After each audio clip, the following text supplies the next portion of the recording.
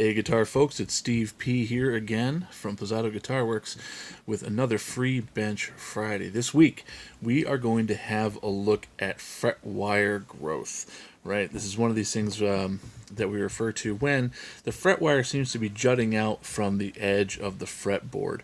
Now in our conditioning week we talked about how a dry fretboard, or when a fretboard loses its moisture, how some of these fret wires can actually kind of extend beyond, and that's what's happened here. Not because the wood has particularly dried out on this fretboard, but because it has lost some of its initial moisture. And of course, whenever you change from climate to climate with some of this woods, and once it's built and once it's sat, it is going to naturally lose a little bit more of its own moisture. So we haven't neglected this fretboard. However, some of these fret ends are jutting out now. We have gone through a dry winter here in Connecticut, and that has definitely taken a bit more of this moisture out of this wood. So what I'm noticing is, I mean, you can't really see it unless the case is too bad, but what I'm noticing is when I run my hands and fingers up the side of the fretboard, especially when I'm playing, it feels like I'm hitting the jagged tang, and that's the part of the fret wire that's actually inserted into the fretboard. That is, it's jutting out a little bit. It feels a little bit jagged. It's very uncomfortable. You can kind of snag a ring on it, maybe your wedding ring, or you can maybe snag your fingertips on it even. It definitely doesn't feel fantastic. So a few things we're going to do today. If you're not comfortable about doing this, then don't do it, okay? It can't really go too wrong if you're using the correct tools and if you're just taking your time.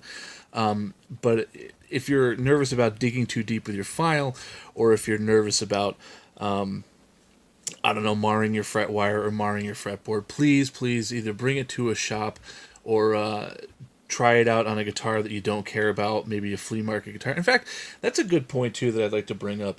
If you're a novice or if you're just starting out in guitar repair of any kind, I would recommend that you go to a flea market, find yourself a $25 or $50 guitar that you can just bang around on, something that's decent anyway that you might be able to fix, whether electric or acoustic, and just start doing some of these repairs on that guitar. All right. Sometimes you can go to a tag sale and find these things for $4 or $5 or $10 even. So just go ahead and get yourself one. They're great tools to learn how to do this fret wire repairs on, and anything to do with fretboards and whatnot. So let me go ahead and start with something I didn't do last time, but I really think I ought to do now. During some of these repairs, especially like this one here, there are not too many chances for you to get hurt. However, you should always observe proper protective equipment. So in this case, if you'd like to, you can wear nitrile gloves or latex gloves, or any kind of gloves that you may feel like. There are going to be some slight metal shavings, but I doubt that you're going to notice any at all doing this, because we're not going to be taking off enough metal. If you'd like to, you can wear safety glasses with this sort of thing. We're not going to be using any power tools, so earplugs or anything are not necessary. But however, if you feel uncomfortable not using any safety gear, please do it. Make sure that your guitar is on a flat surface. Make sure that the neck is properly wedged onto a dead blow or a pillow or something, or a rolled up towel even, something where your guitar will stay flat during this procedure. However, this is one of these things that you can actually kind of do if the guitar is sitting in your lap. So first of all, let's go through the tools that I may use or that I'm going to use today. The first is this fret end file. Now, it has very fine teeth, as you can maybe see there. If you can't, I'm sorry. But what you're going to want is one of these very fine tooth files. You can probably find one at Walmart. You can get them on Amazon. There are certain guitar manufacturers that make them. You can get them through Stuart McDonald. I got this one from Crimson Guitars in the UK. Jeweler's files will be similar. But the real trick to this, and you can't really see it too much in the video here, is that one of the edges on this is actually rounded. So yeah, I guess you can see some of that. But it's rounded, and that's going to help when we're going against our fret wire itself, that it's not going to mar that fretboard because it doesn't have the edges and the flat back that this side has. But just so we're going to cut, we're going to use a material called Tap Ease. This is a metal cutting lubricant. You can get this anywhere online, or you don't have to use this. You can use wax. I've used beeswax from anywhere from your local woodworking store or possibly even a Home Depot. But you can get yourself some beeswax. I'm not sure which way you're going to be facing, but either way, that's beeswax, and you can go ahead and rub this right into the teeth. Okay, so I'm going to use the beeswax on one side, and I'm going to use the Tap Ease on the other. Okay, so just like a crayon or a colored pencil, you're just going to kind of put it on. And what this is going to do is reduce drag.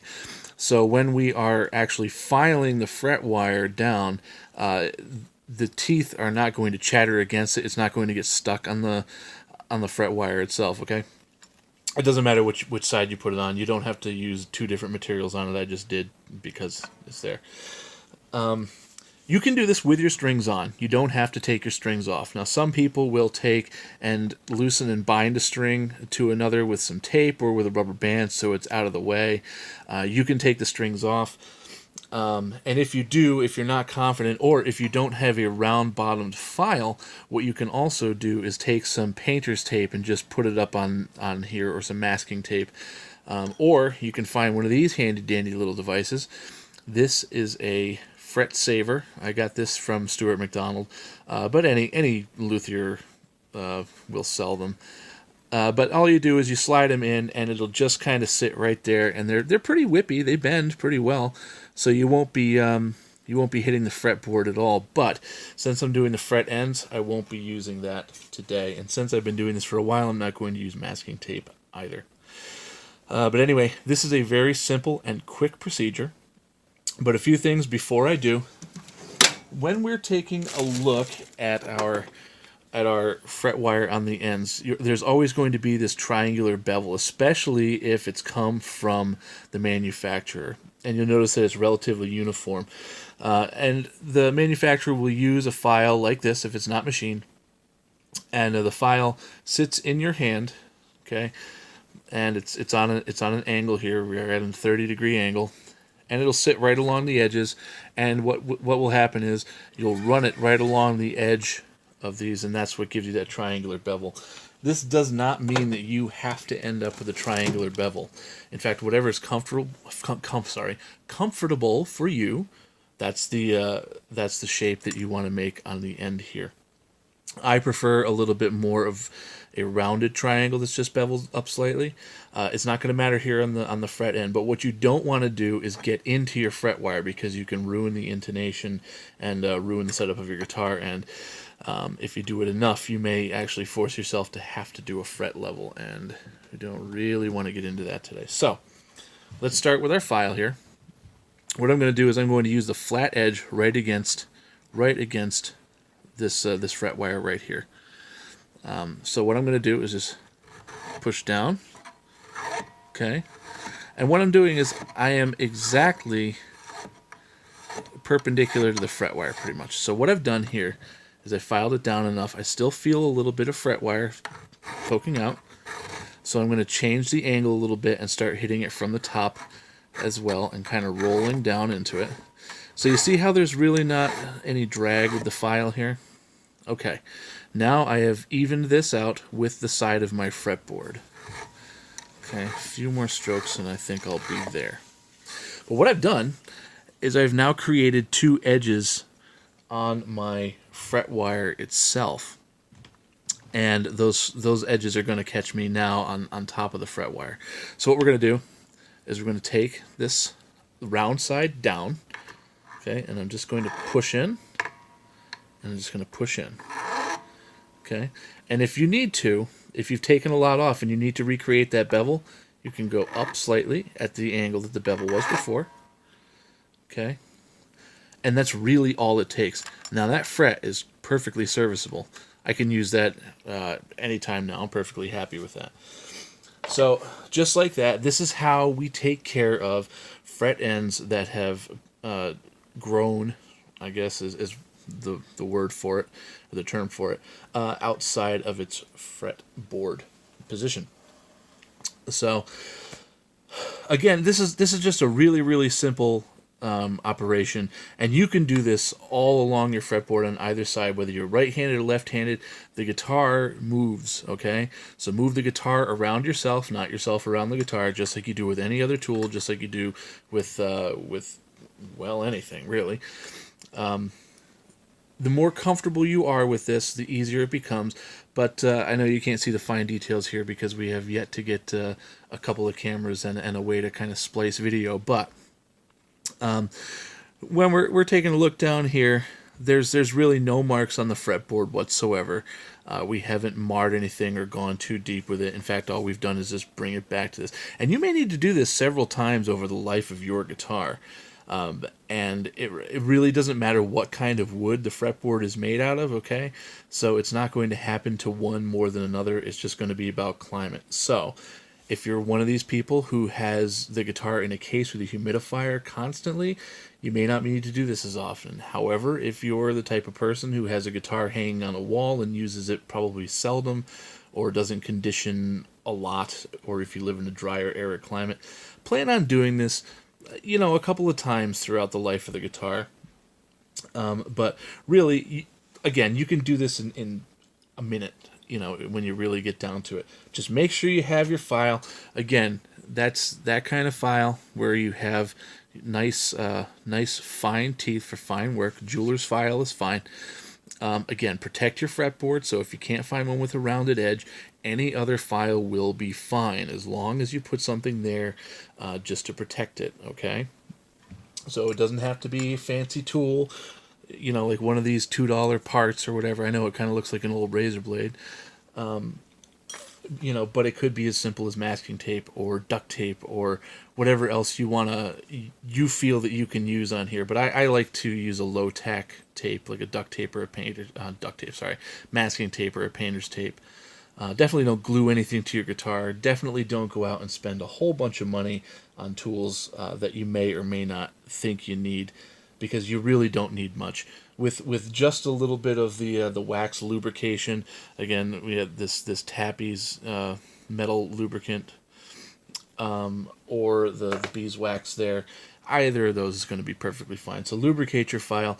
First, you're going to go perpendicular to the fret wire, straight down. Then you're going to do your bevels on the side. That's all you need to do. You don't need to dig too far. It's not that much sticking out. I know it feels like it when you're catching on it, but it's only because the tang is likely just snipped to fit with, and it hasn't probably been filed deeply in, or if in extreme cases one or half of one of the barbs that actually keeps the fret wire stuck into the fretboard may have come loose and maybe kind of jutting out at the end. So this is not a repair if your fret wire is lifting. This is not a repair if your fret wire has come out. All right, this is only if your fret wire is now jutting out just on the end, whether it's the tang of the fret wire, which I don't know if I can get this close enough to the phone to see, but it won't focus. Okay, great. So you see here how we have the tang, right? You can actually see the piece of the fret wire that is inside the fretboard itself. Okay. Now, if you have a bound edge here, you're not going to see this. All right, because the tang will have been cut farther back to accommodate your binding. But in this case, this fretboard is not bound, so you can see that that's the fret tang that's sitting inside, and that was the part that was jutting out on our errant fret wire. And the top here is obviously the fret wire that you're familiar with. So there's enough of that, and I think that is enough of me. So from Pozzato Guitar Works, I am Steve P. here with another Free Bench Friday. Enjoy. Please, if you have any questions about taking care of your guitars, if you have any questions about repairs or maintenance, please do feel free to put them in the comments, and I will get to them as soon as is humanly possible. And if I see one maintenance or repair issue come up several times, that's the one I'm going to go for first, folks.